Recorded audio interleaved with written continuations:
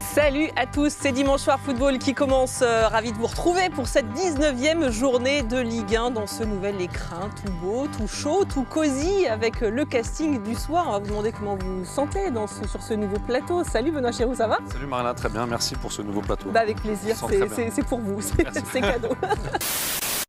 C'est chaud les amis à Rennes, ça sent l'énorme dimanche soir qu'on a hâte de vivre ensemble, on est ravis d'être là, une vraie belle soirée de foot, on l'espère. Rennes, Paris Saint-Germain pour refermer ce dimanche, s'il vous fallait une preuve, regardez ces images, feu d'artifice carrément ce soir au Roazhon Park, l'arrivée du bus rennais dans une ambiance exceptionnelle, vraiment cette ville, ce club attend cette soirée avec grande impatience.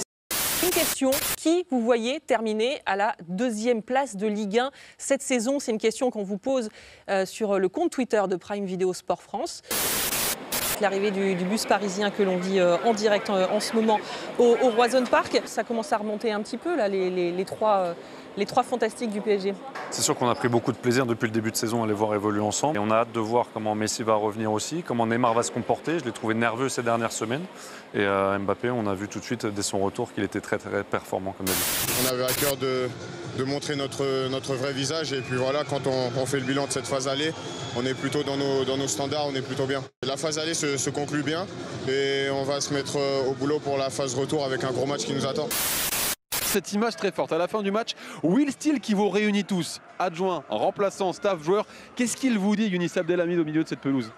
Il sait qu'on est tous déçus, frustrés, parce que je pense qu'on a eu l'emprise sur ce match, on a dominé, et voilà, même si Nice a été dangereux sur leur transition.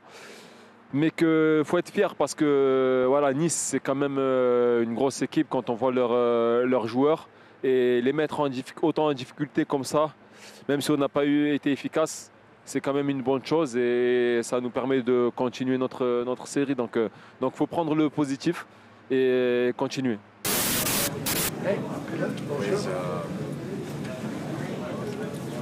5, 3, back, 3, 2, Pisson, left Malo and Tagliafico, and 2 in the middle, Corentin, Gusto, yes. Like we talk about that at midday yesterday. Yeah. Middle, Corentin, Tolisso et Thiago. Devant, Fort, Maya. Dans notre situation, ça ne suffit pas. C'est un minimum d'essayer. Il faut réussir.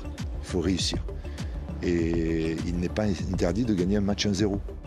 Lyon s'incline finalement 2-1. Une 8e défaite pour terminer cette phase aller. Un record depuis la saison 1997-1998.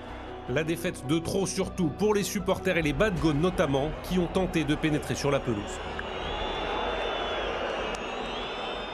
Alors au lancement, je disais frustration, mais il y a aussi de l'incompréhension. On a l'impression de part et d'autre, quand on entend la réaction de Laurent Blanc, on a l'impression qu'il ne comprend pas ce que les joueurs font sur le terrain, en tout cas qu'il ne comprend pas leur attitude. Et pour le coup, moi, hier j'étais au match, et évidemment, on a tous vu, Lyon fait un vrai match, quoi. Moi j'ai vu des matchs de Lyon cette saison où c'était nettement moins bon.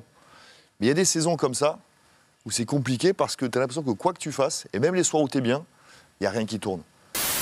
Ça tourne bien, on met les équipes en difficulté, ils ne savent pas trop comment venir nous chercher. 11 buts pour les milieux de terrain de l'Olympique de Marseille cette saison, 10 pour les attaquants et donc 14 pour les défenseurs, c'est quand même notable. Si on doit y aller, d'y aller, de ne pas jouer avec le frein à main, et c'est un autre joueur d'avoir l'intelligence de compenser tout l'inverse avec ce qui se passe avec les Lyonnais, ou peut-être qu'ils se prennent un peu trop la tête, ils ne sont pas libérés et ils n'attaquent pas les espaces de la même façon que cette liberté, il faut qu'il y ait une sécurité. Je veux dire, c'est normal. Surnombre, il faut des compensations derrière.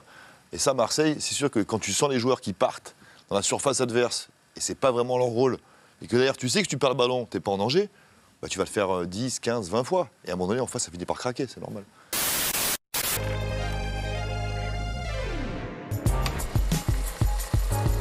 Le coach Genesio est vraiment humain et très proche de ses joueurs. La preuve, vous avez vu, pendant Noël, il a fait un cadeau aux joueurs qui ont des enfants. Steph, c'est quelqu'un qui ne parle pas beaucoup.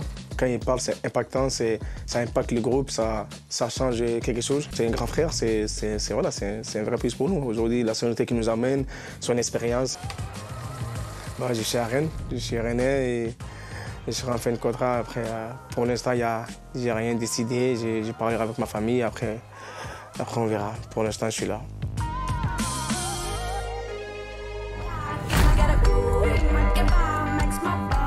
For you.